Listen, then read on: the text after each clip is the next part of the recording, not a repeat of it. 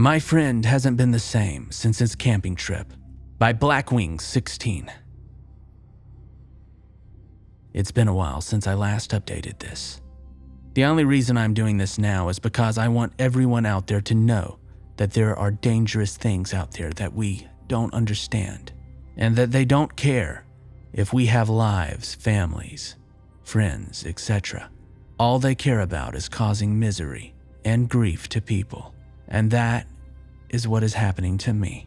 I've been living in this semi-remote house for about 2 weeks, drinking rainwater and barely eating. The only meal I've had in the past few days were some chips that I ate at my actual house, but I'll get to that. I don't leave the house because I don't want to be near someone that could potentially be put into harm's way, like T and my family. The only time I left the house was to do some investigating and visit home, which I regret with all of my heart. The only time I saw the creature in the past few days was once, at my house. Let me explain. I had been sitting here for about 4 days just thinking about T and all of our good times together. Thinking about how much pain I was in from her being gone. Thinking about how my family was doing in my absence. They were probably worried sick. It wasn't long before I got to thinking about B and his mysterious absence. The last time I saw him was at his house when he had said he needed to get some rest. I heard that ear-piercing roar, and then he was just gone. I had just assumed that the creature got him, due to the blood and gore that coated his bedroom walls. But I kept coming back to the first night that I saw it, when it was in my car, so close to me that I could smell its horrible breath, so close that I could see the mark on its forehead, the same one that B has. The exact same. Another thought popped into my head. All of the crazy, nightmarish things that have been going down lately only started when B returned from his camping trip. The trip where he said he stumbled upon something's feeding ground. That was actually the first time I had thought about the crazy events that B told me the night he went missing and the night that T died. I hadn't gotten much time to think about it in the past couple of weeks because, well, my life has basically fallen apart, but I'll get to that. B told me that he saw something that he couldn't quite explain. Something tall that had red eyes. It sounds all too familiar at this point. He described it as having a scar on his cheek and finding that same scar on a deceased hiker-looking corpse. However, he hadn't found that corpse until after whatever he saw was able to bite him and run. I was starting to get very suspicious now about what might have happened to my friend. Sure, it might sound crazy for a normal person with a normal life to think that their best friend was bitten by some monster and was now becoming it somehow. But sadly, I am no longer a normal person. And my life, well, it no longer exists. I had had enough of sitting in that house at that point, and I planned on doing some investigating after coming to the conclusion that B had somehow become a monster. I had an idea. The gore that I found in B's room the night of the disappearance might be a sign of when this monster is around. I decided to head to the place where I first encountered the creature, where it found its way into my car, Elle's house. I planned to make the long walk at night so as to not risk the chance of running into her or her family. So, once 2 a.m. showed up, I embarked. The walk took about 45 minutes. I took a bike path to be more stealthy, since the cops in my town would stop me for anything, even though I legally had no curfew and wasn't causing a disturbance. I didn't want to risk the delay. The bike path had an exit about a football field's length away from Elle's house. I decided to head into the woods around her house so that I was covered by the trees. Once her backyard and fire pit were in sight, I began my search. There was clearly no signs of blood in her backyard, nor by the fire pit. I began to curse at myself for thinking that I had somehow cracked the code and risked leaving the house to come here to find nothing. Angry and beaten, I made my way back through the woods, this time taking a shortcut next to some railroad tracks. The tracks were a little less than a quarter of a mile from Elle's backyard, hidden by copious amounts of woods. They would lead me to a road not too far from my remote home. When I came to the clearing, there were tracks where I noticed something odd. There was a part of the tracks that were stained red. The only reason I could see this was because of the full moon. Upon closer inspection, what do you know? It was the gore that I had been looking for. It didn't take long for me to figure out that this is where B somehow transformed into the monster and then made his way to my car. The sound of what I thought was a fast-running deer was really the creature running past T and I. For some odd reason, I felt a boost of confidence. For once in the time that this creature had been present, I didn't feel as my mind was boggled and confused. I now knew when it would surface. It was whenever I would see the gore. Stupidly, I used this newfound confidence to make a decision that I regret with all of my heart. To visit home for some food. I don't know why this idea popped into my head, nor why I thought it was a good idea, but it happened. I started in the direction of my house, leaving the train tracks and the pile of flesh and blood behind me. It wasn't long until I reached my property, walking up my long driveway, and I got the chills when I looked past the spot where I had first seen the monster, when it just stared at me and crawled out of my car and took off into the woods. I hadn't seen the creature for a while, so I was starting to think that maybe it had gone somewhere else to torture someone else. I walked around back and opened my basement door. I knew this door was always unlocked, and for some reason, it never triggered the alarm. I stealthily walked into the kitchen so as not to wake up my family. I had the thought of going upstairs to see them, but they would just panic and ask too many questions. Plus, I might even be suspected of T's death, since I disappeared the same night that she died. I figured it was best to leave them be until I knew that this creature would leave me alone.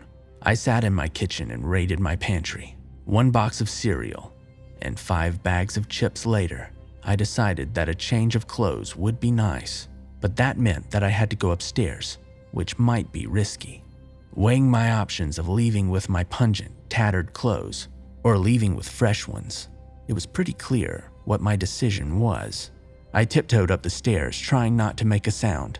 When I reached halfway up, I noticed a disgusting odor. It smelled like rotting flesh, but I figured that it was one of my cats, or I should say, cat, since one was now dead. I made it to the top step, and I froze. I saw a familiar sight. Blood. Lots of it. More than that of the amount at B's house and at the tracks. I started to panic, thinking that the creature was near.